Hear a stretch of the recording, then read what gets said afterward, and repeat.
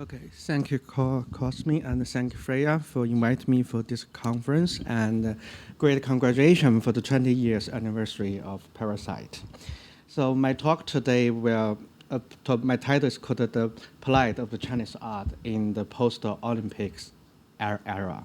So nearly all research of China regards contemporary Chinese art as the continuation of the Chinese Enlightenment of the 80s.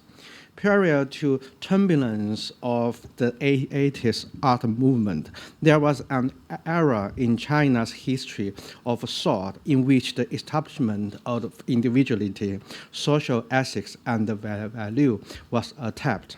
Within that discourse, the creative act of the making art was considered an integral component to realizing self-liberation, and its opponent was the authoritarian state and its ideology.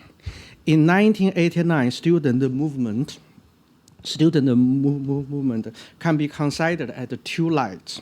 As one of the final acts of the Cold War and as the impetus for opening up the economy in response to the movement demands for equality and freedom of the thought. The protest ended in bloodshed and the loss of students' life within China. And on a global scale, they were accompanied by the unexpected political dissolution of the Soviet Union and the East Bloc.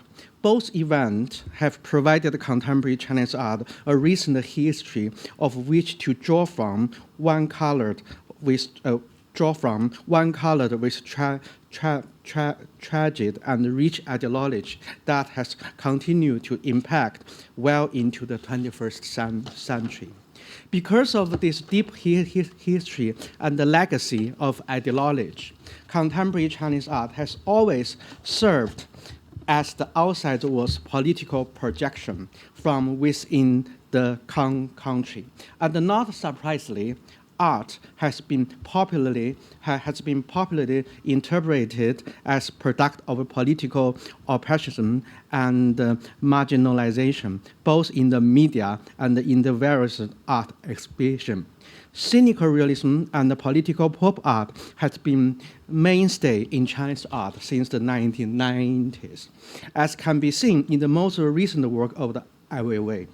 The West has this unquestioning impression of Chinese art as the democratic case of castaway, a perception that inevitable filter into the art market and boost sales. Fates like that last only until the piece drop out and the market falls and the search for the next true artist begin anew. This circle has been continually repeated over the past 20 years. And the art market seemed to rival in it without tiring. The latest to be circled through and enthusiastic by the intellectual elite is traditional Chinese culture and code. Following the 2000 Olympics and the global financial crisis, the art market buckled under the pressure and its international regard plummeted. In the eyes of the Western intellectual elite, the ones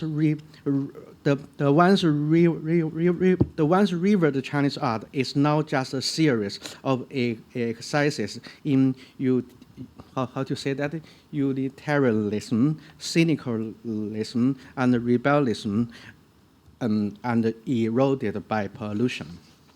The logic that fuels Chinese contemporary art, in fact, has had a very unique development.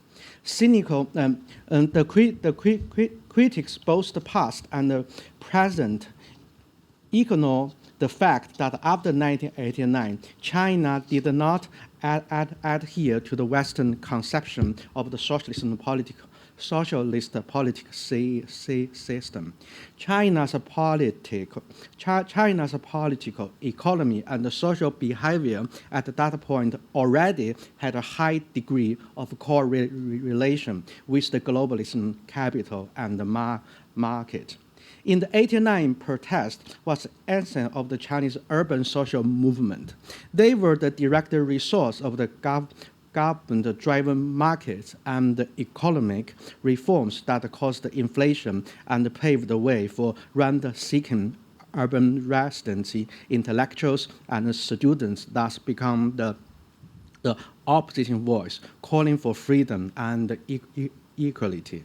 The movement caused a stalemate in the controversy over the politics and the democracy, and there was a complete shift towards capitalism and the new liberalism And in 1990, as a way to strengthen the central government effectiveness, it began to promote and popularize the Western system of the federal revenue sharing. The central government benefit from the stable source of the taxes and keep the large share before sending revenue along to the local levels. As the tax revenue increased, China was able to centralize and manage all the energy, transport, and the communication-related business in the country, creating an incredible strong, centralized government. Its stability allowed the government to support the 2008 Olympic Games, as well as to remain fairly unaffected by the global economic disaster that followed. The central government guarded their wealth and the powerful position, often to the detriment of its lower-level authorities, and as a result, the government at the local level was forced to pursue an authorial economy path. The regional government launched their own business for renewal, both public and privately. Regional-owned business that were operating at a deficit were sold at a low cost, with the proceeds from the sale siphoned into the personal bank account, while any responsibility for workers' welfare was avoided. The government official would also sell regional land to the real estate company and for personal profit. This rampant corruption caused an untold amount of the social injustice and produced a great deal of the controversy and the corruption across the country.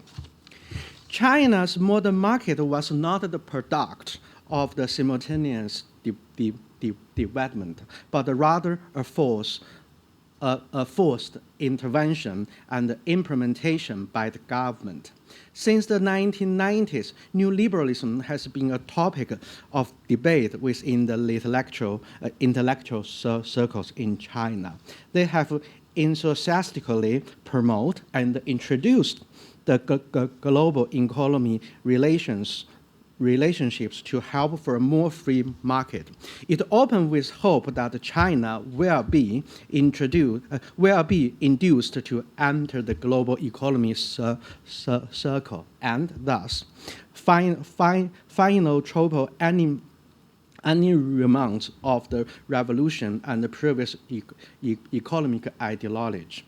China's modern market is commonly thought to be the achievement of the 1989 student movement, when in fact the students were protesting corruption, smuggling, and the unfair distribution of the wealth.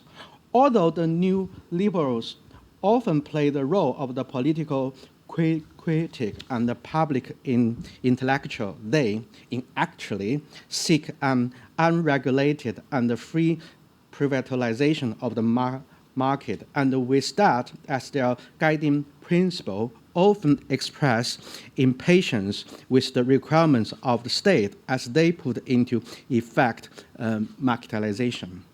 The swift movement towards China's accession to the WTO and the blanket reform since the 90s were both carried out to the strengthen the economics and the market in China. But the student protest of the 89 did not solve the issue they were protest against, and the government was only emboldened further by their sweeping changes of the 1990s, whereby many of the conditions students were protesting only intensified. Perhaps the most regrettable is that none of this is reflected upon by the intellectual of our time. Although, at its core, contemporary Chinese art sees itself as the cultural extension of the 80s social movement, it is simultaneously steeped into the camouflaged rhetoric of new liberalism. At the beginning of the 90s, artists made the argument that using the market, they were developing the independence and separating the art from the state-run machine. The market served as an important role in the 90s, allowing artists to gain economic independence and freedom of expression. Regardless of whether the art was political pop, cynical realism, or later gaudy art, its ideologies and working practices realized an opening up in both commerce and the market. Following the most modernism, the artists appropriated the price of the mass culture, large-scale manufacturing, and the mass production that served the people's every want and need. Marketization, as defined by the capitalism, was regarded as the utmost form of resistance to national ideology. And thus, by using consumerism and the ideology of the commercialism, art gained legitimacy. It destroyed the position of the 1980s social criticism, chopping as much from the new art as from its own inherently flawed development. Avant-garde in China formed itself on the fundamentals of the 18th century Enlightenment, Reformation, and classical philosophy, often in dilute pursuit from the core essence of the individual and some kind of optimistic modernity. In the 80s, the literature work of the Friedrich Nietzsche and Jean-Paul Sartre were again translated into Chinese. But because of the closing off nature of the 80s, period to the marketization, it was difficult for this work to resonate with the Chinese elite. They largely understand them as relating to the individual and to the resistance of the authority, and they considered them as a reflection on modernity and commercial society. Interestingly, the innate flaw in Chinese art's embrace of the new liberalism in the 1990s was its entire lack of ability to reflect on the times and resist the distraction of the merriment with which it was surrounded. The deepest crisis to hit the Chinese society in 1990s was the tax reform and the renewal of the nationalized and state-owned business. Increased authority to collect taxes is unjust distribution and the all-time high of the unemployment rates brought the forfeiture of the cultural energy and the drive to the forefront. The most regrettable of all, however, was the Chinese artists were not commenting on these deep-seated issues. After all, their origins was rooted in the new liberalism and globalization, not comprehensively opening up and restrictive politics. Artists were taking about marketization and globalization, but it always with an obvious optimism. This optimism quickly changed at the turn of the 21st century. China entered the WTO in 2000, and sanctions on China imposed by the Western since 1989 were lifted. It was then the real globalization of China began. Beijing was awarded the 2008 Olympic Games soon after, bringing about one of the world's most dense and widespread action of urbanization to a single population thus seen.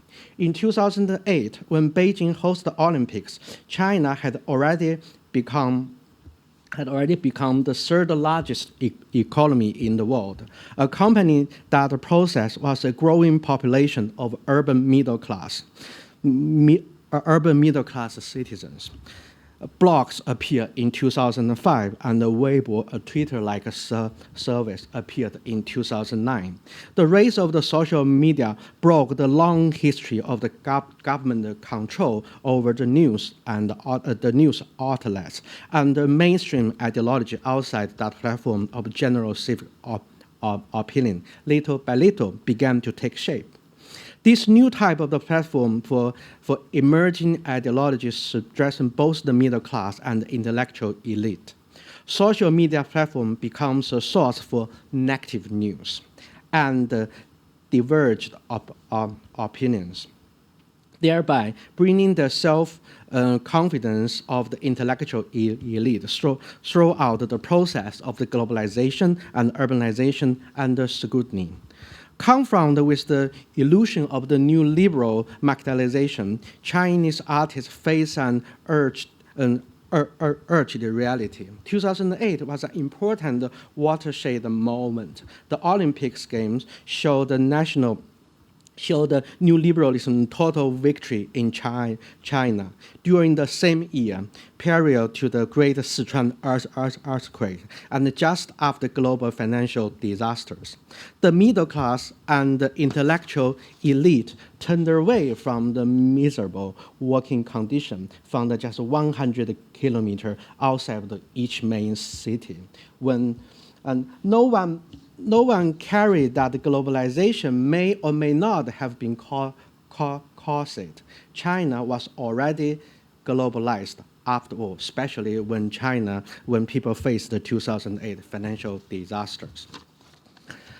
Compared with before, China has become a deeply complex country. On the one hand, it was actively assimilating with the global community and has acquired the tint of the wealth and the power that the capitalism provides. But on the other hand, it tries to demolish the correct and fundamental value of the politics in order to safeguard itself from the outside capitalist culture and the political logic.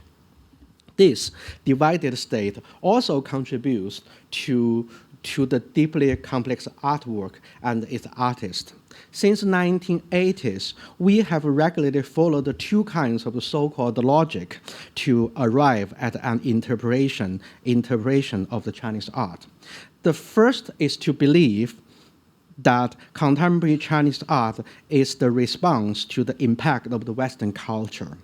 The second is a kind of the model in which contemporary Chinese art is perceived as a product of a contemporary transformation of the traditional culture. Both methods take the pioneer of the globalization process, Western modernity, as the core value from which to orient both interpretations. The common consequence of the both is that we only use the dualistic term of underground, confrontation, freedom of expression to explain the value of Chinese art. But by Chinese deep involvement with the globalization and the new liberalism, contemporary art has become a universal representation of its gained value. Resistance to this logic by Chinese government has thus far failed. Its heterogeneity in artwork production, well established since the new liberalism atmosphere in the 1990s, has reconciled the original simple structure of the artist/the critic production in society with the globalized age of the internet and increased and depressed the nature of the social media. The solo purpose for the art, the sole purpose of the artist and the circle in this atmosphere, however, has been diverted into the multi-phased system of the market. The media and the internet. Consequently, the formal unity and unidirectionally path towards the implicit resistance once felt in contemporary Chinese art has gradually split apart since 2005, piece by piece, into its now the watered down state, nearly disappeared. One of the most notable divergences between the artists in recent years was the 2008 when Ai Weiwei invested the casualties of the school children during the Great Sichuan earthquake. While on the other side, Wang Guangyi and a few other Chinese artists publicly withdrew their artwork from the French exhibition because of the French indulgence in Tibet independence and their subsequently protest of the Olympics torture relay passing through the Paris. Because of the failure of the explain the trajectory of the Chinese art, the international community took the antagonism of the Chinese art as understandable, regarding it as a swan song of the heroism. And the other parts they don't understand as commercialism, cynicalism, and the possible nationalism. The deep misunderstanding of the Chinese art by the outside world greatly upset the Chinese practitioners, only deepening the estrangement of the Chinese art world from its external perception. Clearly, it's difficult to use a single cultural logic to understand the Chinese art today. The Chinese art would already ensemble nothing like it did during the last 20 years of the 20th century, a time when it was working together with a common set of the core values. New liberalism and globalization have cut apart this nature of the similarity, causing the tension to develop in the relationships between the different people of the art world as they follow the different cultural logics. It has created a lot of the noise and the confusion, but has also created a great deal of energy. As we try to understand the contemporary Chinese art, we must seek to better understand the tensions within its cultural logic. The driving force of this tension is the globalization. The globalization of the contemporary art, both within digital and the physical sphere. In Europe and the American, contemporary art itself is considered as just a result of external cultural shock and the product of globalization. Comparing Chinese art in the first decade of the 21st century with that of the 20 years before, the biggest difference is that the contemporary Chinese art is substantiating itself within the internet era of the globalism. Interaction with the international stage during the 80s and the 90s, although wide in scope, was largely in a sort of the serendipity. Now, with the internet, biennials, art fair, and even galleries are existing online, in spite of the fact that they, in and of themselves, do not resemble that kind of the free and open system. The cultural capital is in operations, continually producing, colonizing, and being colonized by the next big thing. Each year, identical artists appeared to be the arts savior when Each year, the identical artists emerge from the different biennials, appearing to be art savio, when in fact they are just the demonstration of the globalized capital. At the same time, the system of the global and the new liberal capital operating from within the succinct and the definitive structure of the internet has had enormous influence on art criticism. It has now cast off its former role of informing culture critic to serve as a symbolistic mouthpiece construct from the media releases and the reported news. Art has begun to rely on these art critics to gain moral capital, and the moral capital is merely used to improve the business.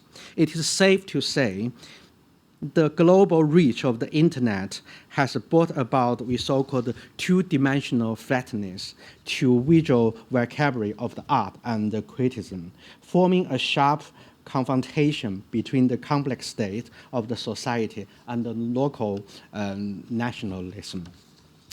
Since 2000, work in traditional media such as the landscape, the ceramic, the ink, the style of the landscape painting, Zen Buddhism, the brushwork, and the meditations, and so on and on, has increasingly in Chinese art. This emerging phenomenon is thought to be the new face of the Chinese, both in reconciled against the backdrop of the globalism. It can be seen as a conscientious culture tactic to re-establish such an identity, developedly handled by consumer culture and perhaps by artists too. Since 2012, the Chinese government's new slogan has been pursued as the Chinese Dream, but using the contemporary art as an example has presents in the authorities within the major dilemma. Even though it is pursuing a new liberal state, the government politic stance is to be vigilant against the universal values of the West. They emphasize the unique nature of the Chinese society and the charm of its traditional culture as the reason to maintain the local autonomy. Within this atmosphere, if Chinese artists want to pursue an international and global style, they run the risk to be misunderstood and of practicing culture nihilism, commercialization, and utilitarianism. But if they want to reflect on globalism and the universal values in culture, then it is definitely possible they would be safeguarded in exploitation of the government ideology while also avoiding the tension of state criticism. In the West, contemporary art has had a culture of the increasing self-negation from the classic period till now. It's culturally ecology processing a complete system of the production, exhibition, and the research. Consequently, its production of the art and the discourse is relatively steady. In the contrast, the system of China is several abnormal, and the public lack of the free speech makes it difficult to produce much the discourse. Chinese artists rely on the art market support to survive, but they had no way to address their simplicity and greed the art market causes. Thus, it is difficult for contemporary Chinese art to determine a system of the value for itself, and it is instead forced to draw support from the outside world. But the outside world is permitted with the righteousness feed to them by the media, and the result is simplistically determination of the value. Contemporary Chinese art is likely the adolescent teen, brimming with the vitality, seemingly a mess, and full of the disdain for the self-explanation, its inner soul forever seeking the outside world approval, all the while incapable of convincing itself that its actions are indeed legitimate. The tension between the legacy of the socialism and its capitalism critique has put localization and globalization, globalism at odds with each other. Compared to the West and to the majority of the developing countries worldwide, socialism is China's greatest legacy of the 20th century.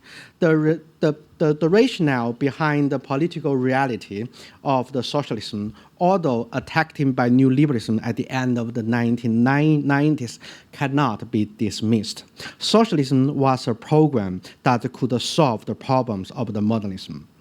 Its artistic product, socialistic realism, was part of the colonialization of China cultural history, and it played an exceptional significant role in the characters of the revolution. Even the modern art of the 1980s can be regarded as a radical evolution of the country's socialist movement. In the 1990s, China's legacy of the socialism seems to fade with Tiananmen and its leaders, and became just a short movement, soon abandoned. In the nation's long history, now in the 21st century, China has become the global factory. Admittedly, it is largely because of China supplies an enormous workforce for cheap labor. But more significantly, it is because of the government politically refused the democracy and organized religions, the neglects the justice and the ideas, and the lack of the any and all reverence for the people's simple pursuit of the fundamental abundance that proves the people. China, this kind of the anti-human rights, anti-welfare approach has become its advantage. Its competitiveness and the free market and the wealthier country are unable to match it. This superior advantage at the cost of the fundamental human rights caused a great amount of global capital to flow into China. And as a result, China needs not to pay attention to the General Assembly, to the environmental protection laws, or even to the government regulation. The victory of Chinese economy is the victory of the globalism's economy. The effect, however, is that overdeveloping countries will be more compelled to look at this anti-human rights model as well. The particular phenomenon is tantamount to the Chinese slogan to unswerving adhere to the socialist road, the exquisite irony of it all. No matter how we regard Chinese economy's success, it's undeniable that it has contributed the degree of the attention contemporary Chinese art receives. The economy's success and the tremendous weight of the Chinese economy are carried with artists when they emerge to the international stage as their original theme. By its position at the very core of the global factory, the question of how contemporary Chinese art can criticize the flow of the global capital becomes more pressing. This, in fact, triggered us to reflect again on how the legacy of the socialism should be confronted. In this era of the globalism, the legacy of the socialism does not complete with the tides of the popular politics. It is available for sale and as an exotic commodity to be trafficked. But while this happens, it should also be reconsidered as the source of the artistic reflection. Over the past 10 years, artists like Cao Fei has produced artwork that observed and investigated the life of the industrial workers in Pearl River Delta. as does the more recent work by Li Liao, Consumption, a piece produced while he worked in Foxconn, Apple's supplier factory. In spite of this recent example, contemporary art focusing on such theme is clearly lacking. Or perhaps reflecting can only be said have begun with population with the population of the radical philosophers like the post-politics, such as Jacques Rancière, Alain Badiou, and Zizek in the 2010. The question of how to confound this blend of the new liberalism and state-controlled capitalism will be a long-term challenge for Chinese art. Contemporary art, over the past 10 years in China, was frequently produced with incredible large dimensions that production relies upon the concentration of the cheap labor and the exploitation of the relaxed laws and the morals on the case of the environment, animal, and the cultural ethics. And somehow China also became the big production place for international artists.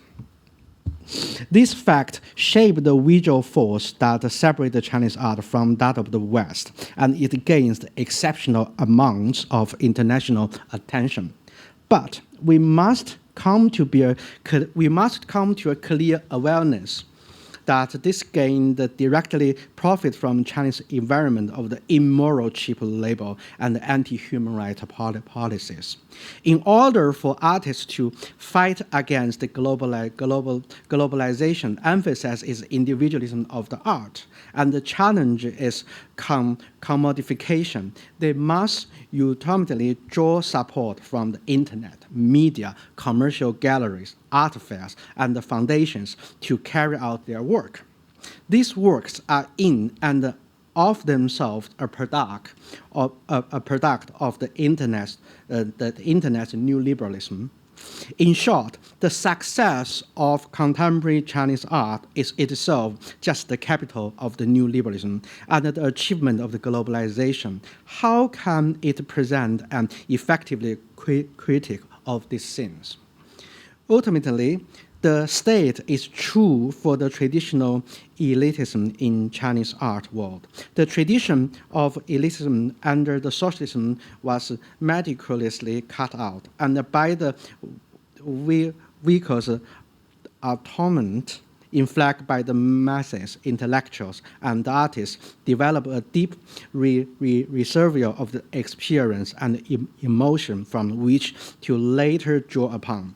Since the turn of the 21st century, intellectuals and artists often well understand, perhaps more than the ordinary citizen, this nation resource.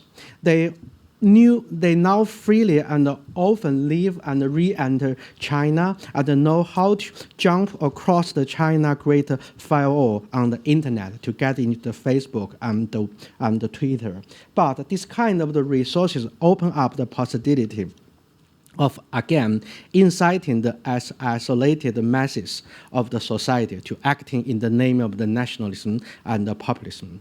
The actual elitism that has emerged has caused both the popular mass and the intellectual elite existing on entire different planes of the time, space, and the dimension.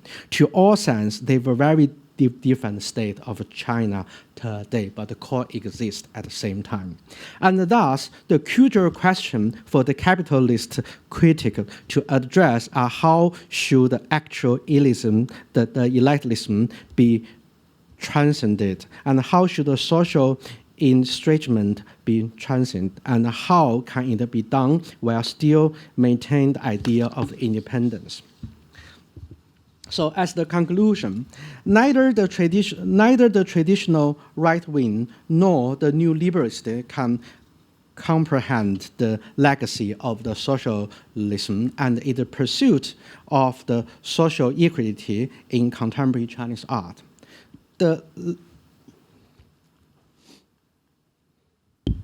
left wing, the left is unable to accept the fact that contemporary art from the developing country must draw support from globalism network of the commercial in order to freely express itself. This is the plight of the Chinese art today, and is also the plight of the traditional left and the right-wing parties today. Seen on a macro scale, the two most recent great movements in the Greater China scope of the existence has been the Sunflower Student movement in Taiwan and Hong Kong's Umbrella movement. Both movements express opposition towards the globalization a little bit, and called in a unified world for liberty, but their outcome sometimes were instead the emergency of the extremely right wing.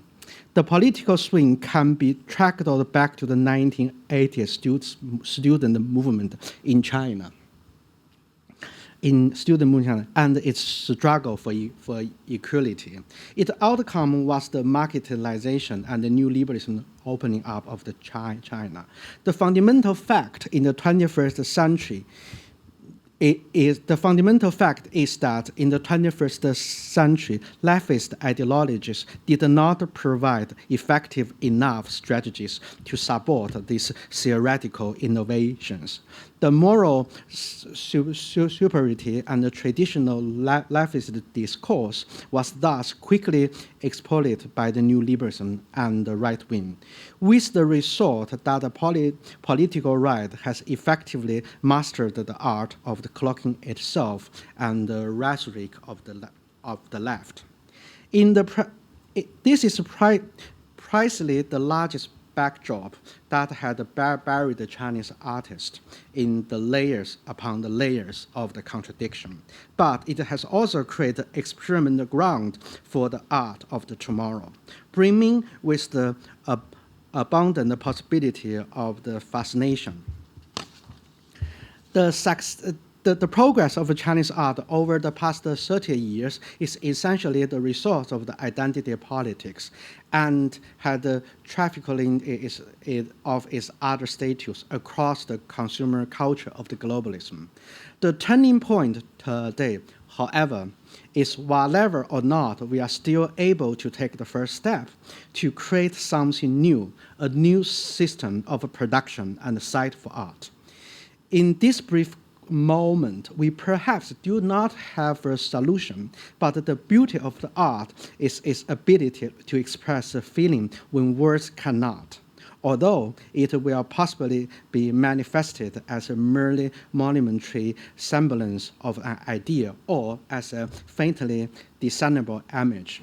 Art will now and then contain within something that surpasses even the artist's intent and point of view, somehow serving an element of a transformation for a new age of art to come. Thus, I want to finish my presentation with Yang Fudong work created in the 2000 exactly, called The First Intellectual. Thanks.